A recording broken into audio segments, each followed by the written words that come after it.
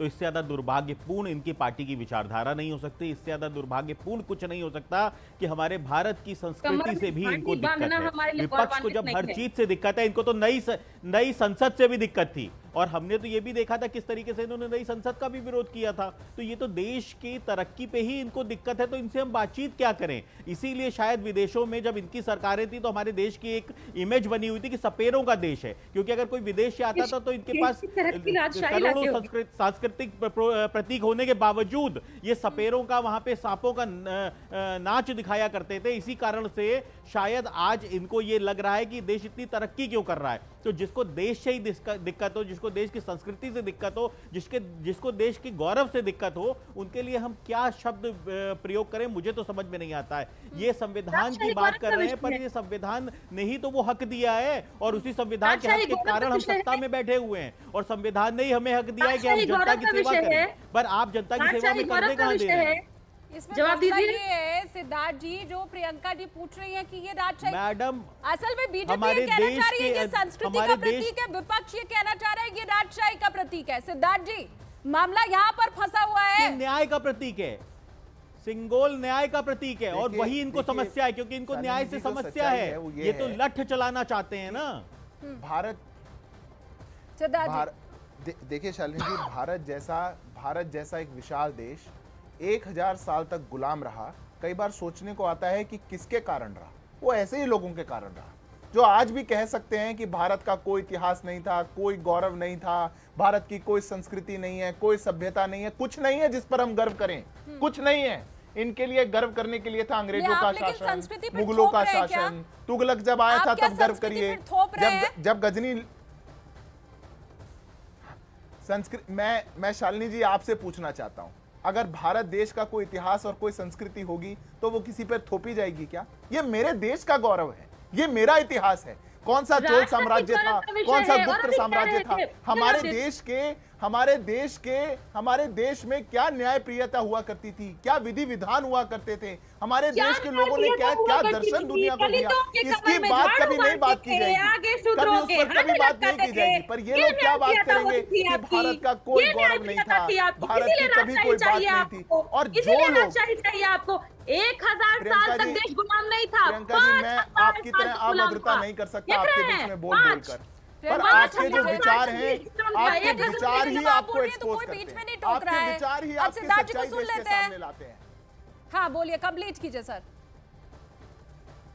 मैं शालिनी जी बस अपनी बात पूरी कर दूं। इनके विचार ही इनको एक्सपोज करने का काम करते हैं। और मैं एक बात बड़ी मजबूती से इस देश का एक युवा होने के नाते आपके चैनल पे कहता हूं, भारत का एक गौरवशाली इतिहास था, भारत का एक संस्कृति सभ्यता का इतिहास था, और भारत के हर एक नागरिक को उस पर गर्व है।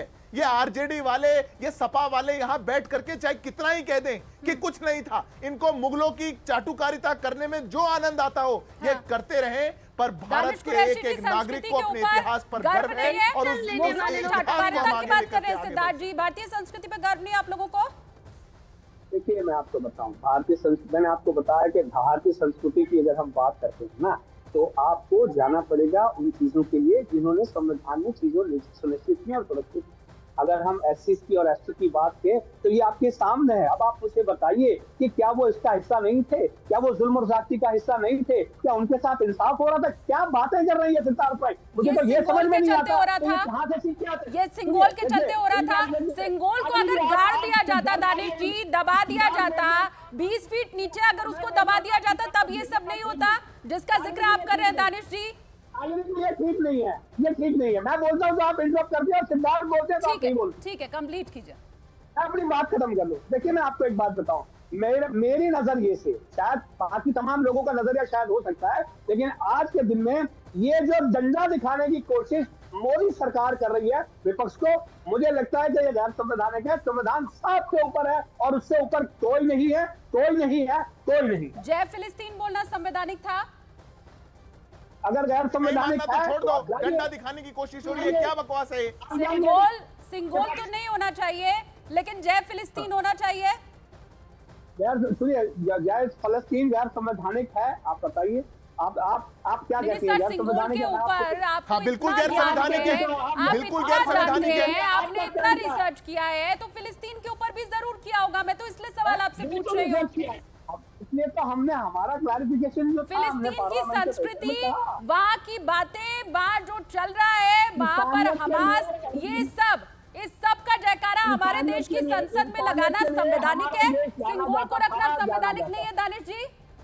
देखिए हमास से किसी का कोई हम सरोकार नहीं है। बात फलस्तीन की आवाम की है और उसके लिए देश में नहीं, हम तमाम लोग जो भारत के लोग हैं ये हमेशा से ही इंसानियत की बात करते आए हैं। दानिश जी कैसी बात कर रहे हैं? किसी देश के ऊपर जो राज कर रहा है उसका कोई लेना देना नहीं होता देश से? जवाब देने दीजिए। मैं सिंगोल के ऊपर ही यहाँ पर मैं आ रही हूँ, सिद्धार्थ जी आपके पास भी आ रही हूँ। आपने सिंगोल को लेकर इतना सब कुछ कहा और असंवैधानिक बताया, इसलिए ये सवाल मैंने अब आपसे पूछा है।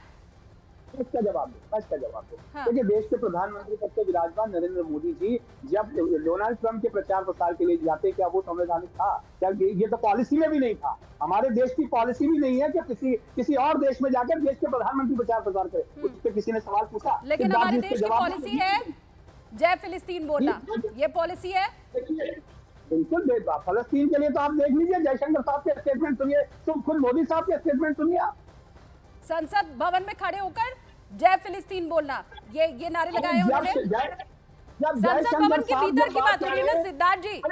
संसद भवन के भीतर की बात हो रही है कि वहां पर सिंगोल रखा हुआ है। किसी का कहना है कि उससे जो सांसद हैं उनकी गरिमा खराब हो रही है, कोई कह रहा है कि निरंकुश हो जाएंगे अगर वो वहां पर रहेगा। तो आप सिद्धार्थ जी फिर आप ही बताइए, ये जय फिलिस्तीन वाली बात पर आप जवाब भी देना चाह रहे थे दानिश कुरैशी को, वो संविधान सम्मत है? मैं देखिए दानिश जी की दोनों बातों का जवाब देना चाहता हूं। पहले जय फिलिस्तीन का ही जवाब देता हूं। दानिश भाई बिल्कुल गैर संवैधानिक है। संविधान के अनुच्छेद 102 को जाकर के पढ़िए। उस अनुच्छेद 102 में लिखा हुआ है कि अगर कोई भी संसद का सदस्य किसी भी फॉरेन लैंड के प्रति अपनी एलिजेंस को साबित करता है, उसको रखता है, तो उसको डिस्क्वालीफाई कर देना चाहिए। ये लिखा है, उसको जाकर के पढ़िए। और समस्या, अब मैं दानिश जी आपके बीच में नहीं बोल रहा था, अब आप सुनने की हिम्मत रखिएगा। मैं आपके बीच में नहीं बोला था, थोड़ा पेशेंस रखिए। दूसरी बात, आपसे तो प्रश्न ज्यादा इसलिए भी है क्योंकि जो जय हिंद नहीं बोल सकते, जो भारत माता की जय नहीं बोल सकते, उनको शपथ के समय में जय फिलिस्तीन याद आता है। पर क्या कहें, यही तो एजेंडा है आपका। पर रही दूसरी बात, अब ये दोनों प्रवक्ता यहाँ बैठे शालिनी जी कह रहे हैं कि देश में अब मैं आप ही की बात का जवाब दे रहा हूं। मेरे बाद आप बोल लीजिएगा दानिश जी, मेरे बाद आप बोल लीजिएगा। थोड़ा सुनने का संयम रखिए, मेरे बाद आप बोल लीजिएगा। आप झूठ बोल रहे हैं, जय हिंद के नाम से आप झूठ बोल रहे हैं। अरे नहीं दानिश जी, मैंने झूठ बोला है तो आपको मिलेगा ना सर। आप सच बता दीजिएगा। संविधान खोलिए, प्रति मेरे पास रखी हुई है, मैं दिखा देता हूँ। जब धर्म की बात आएगी तो मेरा अपना मतलब है। अब मैं शालीन जी अपनी बात कैसे पूरी करूं? आपको इंटरव्यू करना पड़ेगा। मैं 10 सेकंड और लूंगा। दर्शकों तक पहुंच रही है, आप कंप्लीट कीजिए अपनी बात। दानिश जी लौटूंगी, आपके पास आऊंगी।